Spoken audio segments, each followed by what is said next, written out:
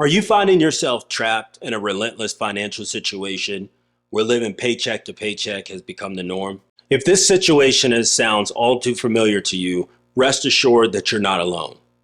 60% of Americans are currently dealing with the exact same challenge. The feeling of being stuck and uncertain about your financial future can absolutely be overwhelming.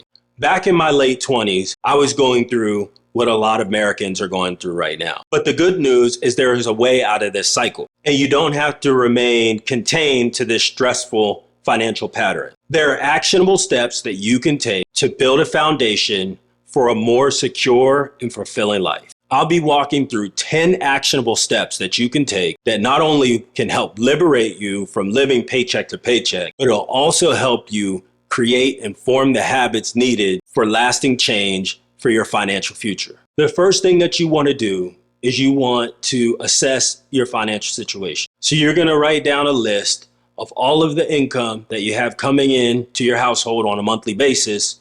And you're also going to make a list of all the expenses that are going out. So it's important that you list your fixed expenses, such as your car payment, your rent, utilities, things of that nature. And then you want to make sure that you put down your variable expenses. This could be your grocery expenses. This could be entertainment expenses, anything that you have an expense that you're paying for. It could be monthly subscriptions, could be gym memberships, all of that. You want to make sure that you put all that down so you have a full understanding of where you are from a financial perspective. And then once you have all of that information down, you're going to want to make sure that you get a copy of your credit report. Every year, the 3 credit bureaus are required to provide you with a copy of your credit report at no cost to you. Once you have all of your expenses and your income accounted for, you're going to want to make sure you create a monthly budget.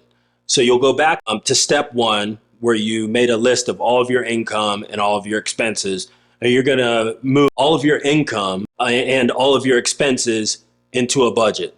You can do this on a notepad. There's a lot of apps out there that you can use for this as well, but you just want to make sure that you have all that information down in one place.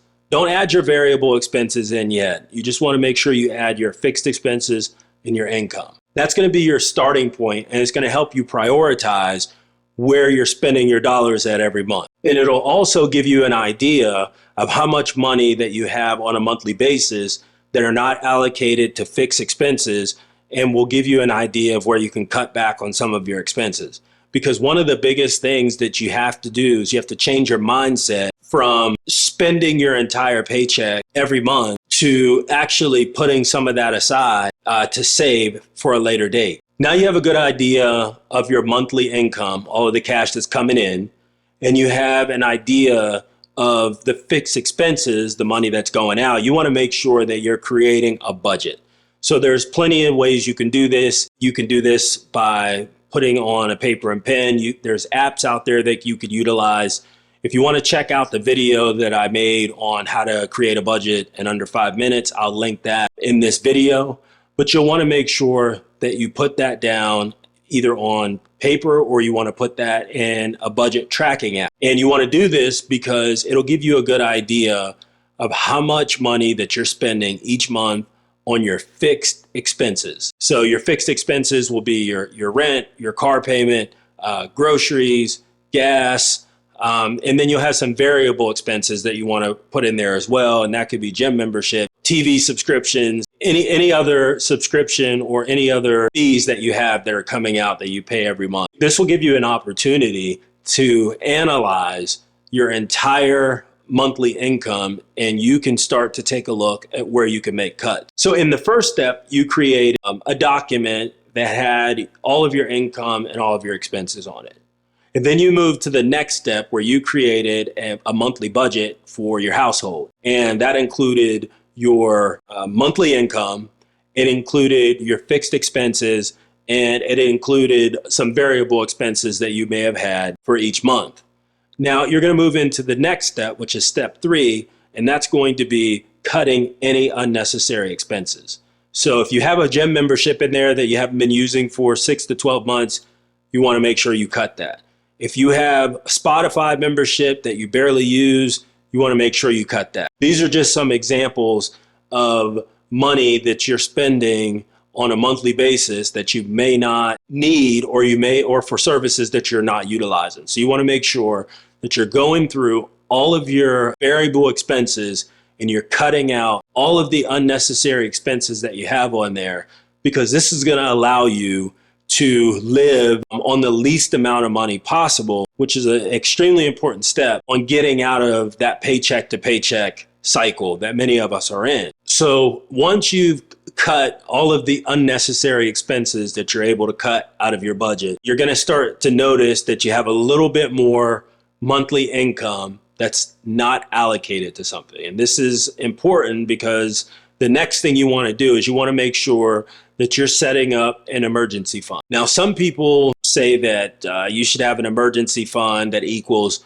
12 months expenses, 6-month expenses. I think this is really going to depend on your risk tolerance. So if you're a younger person in your 20s, you may have 60 to 90 days worth of monthly bills in an emergency fund, just in case, something happens, you lose your job, you decide to quit your job, whatever happens, you have a little bit of money on the side so you can ensure that you can still pay your bills while you're looking for another job or looking to build additional income. If you are more risk adverse, you may want to keep more money in there, and maybe you want to keep 6 months worth of expenses in an emergency savings account. Whatever works for you, I would say do that. I really don't think that there's a one size fits all for this category.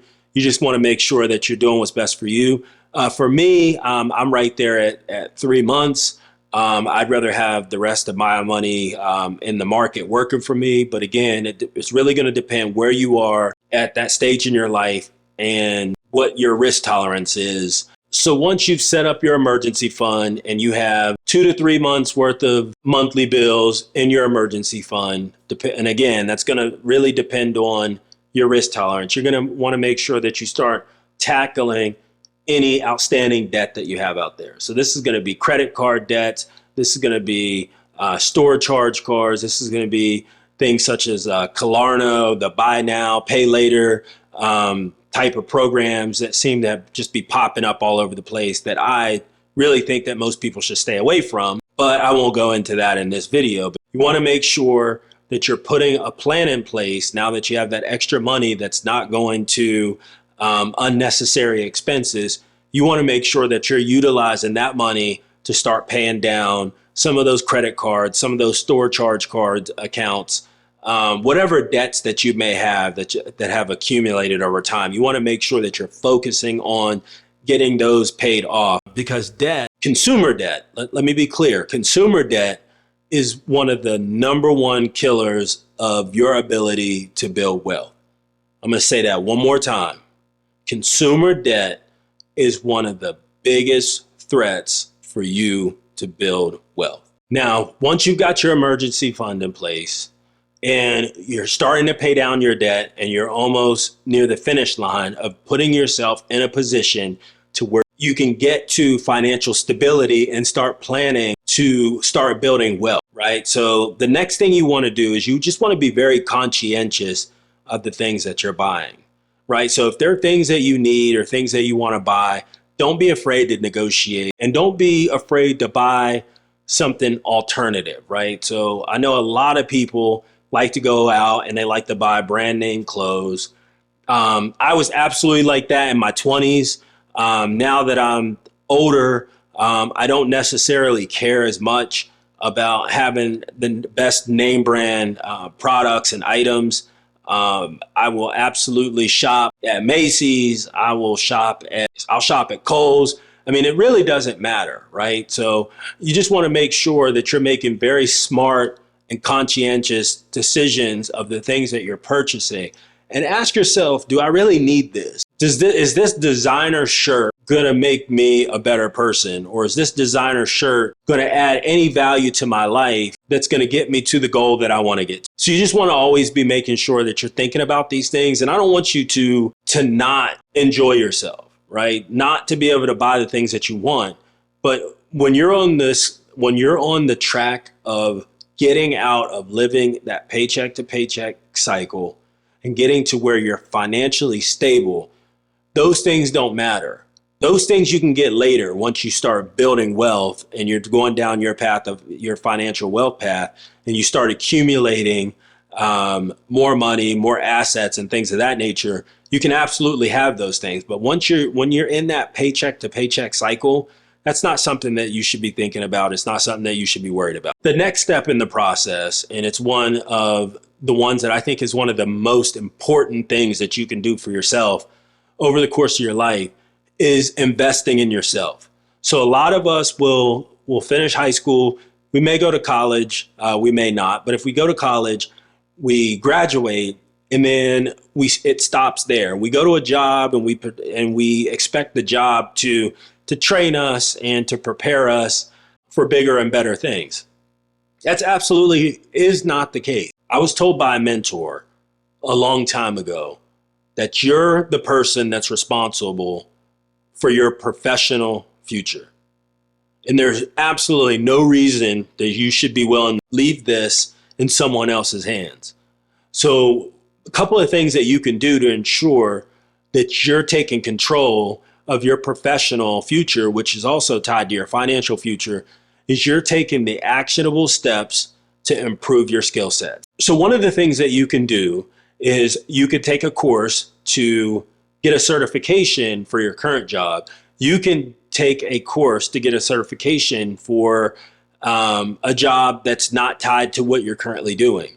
I'm a big supporter, I'm a big fan of reading, certifications, things that are going to improve you from a personal and professional perspective are your responsibility. If you're getting value from this video, consider subscribing, and while you're at it, hit that like button. I would really appreciate it. All right, so if you've made it this far, you are well on your way to getting to a point where you are financially stable. And you have to take a moment to really think about everything that it has taken you to get from living paycheck to paycheck to now being at a point where you're financially stable. You have a budget in place. You have income coming in that's not allocated to fixed expenses. It may not be a lot at first, but you actually have some financial stability. So the next thing that you want to do is you want to start planning for your financial future. And this is where you're starting to set financial goals. Maybe at this point, you have started investing in your company's 401k, or you may have already been investing enough to get the match. So now that you have a little bit more extra income because you're not using that money, or you have no need for those unnecessary expenses, maybe you are increasing your contribution to your 401k account. Maybe you are learning how to invest in your own brokerage account, and you're buying ETFs and stashing money in a personal brokerage account. Maybe you are saving money in an IRA outside of your company that you're also going to utilize for your retirement purposes. All of these things are options once you get to financial stability. You just have to make sure that you're sitting down, you understand where you want to be from a financial perspective, and then you have to work to figure out how you're going to get there. And the last step, once you've made it through the previous 9, is making sure that you stay consistent. One of the biggest takeaways that I have from these steps is that it's building habits that it takes for you to be successful, not only to get to being financially stable, but it'll absolutely help you create the habits that are needed to build long-term wealth. Now, one of the things I want to caution you against is expecting change to happen overnight. So wealth is generally not built overnight. It takes time and it takes patience in order for you to start building wealth. So as long as you're staying consistent with your budgeting and you're updating that as often as you need to, especially after you're getting a raise, you're saving, you're investing, and you're debt-free, you're well on your way to start building wealth. If you want to learn about some of the things that actually destroy your wealth, check out the next video. Thanks for watching, and I'll see you on the next video.